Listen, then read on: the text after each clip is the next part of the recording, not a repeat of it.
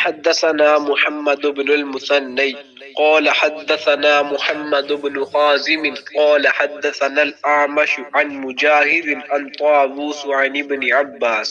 قال مر النبي صلى الله عليه وسلم بقبرين فقال إنهما ليعذبان وما يعذبان في قبير أما أحدهما فكان لا يستتر من البول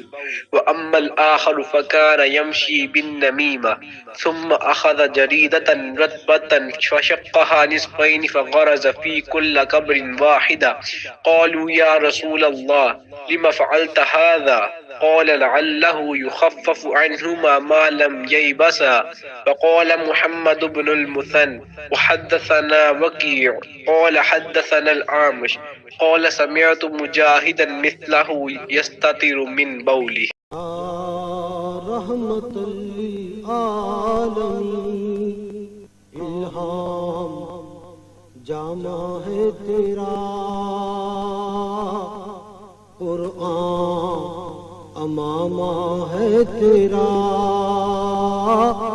منبر تیرا عرش بری یا رحمت للعالمین آئینہ رحمت۔ ایک مرتبہ رسول اللہ صلی اللہ علیہ وآلہ وسلم دو قبروں پر گزرے تو آپ صلی اللہ علیہ وآلہ وسلم نے فرمایا کہ ان دونوں قبر والوں کو عذاب دیا جا رہا ہے اور کسی بڑے گناہ پر نہیں۔ ایک تو ان میں سے پیشاب سے احتیاط نہیں کرتا تھا اور دوسرا چغل خوری کیا کرتا تھا۔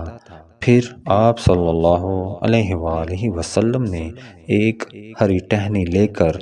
بیچ سے اس کے دو ٹکڑے کیے اور ہر ایک قبر پر ایک ٹکڑا گاڑ دیا۔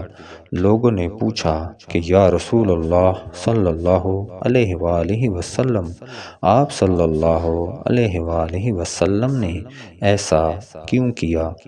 آپ صلی اللہ علیہ وآلہ وسلم نے فرمایا، شاید جب تک یہ ٹہنیاں خشک نہ ہوں ان پر عذاب میں کچھ تخفیف رہے۔ صحیح بخاری حدیث نمبر 218۔ بھی تیری رت جگے تیری خاموشی بھی اذان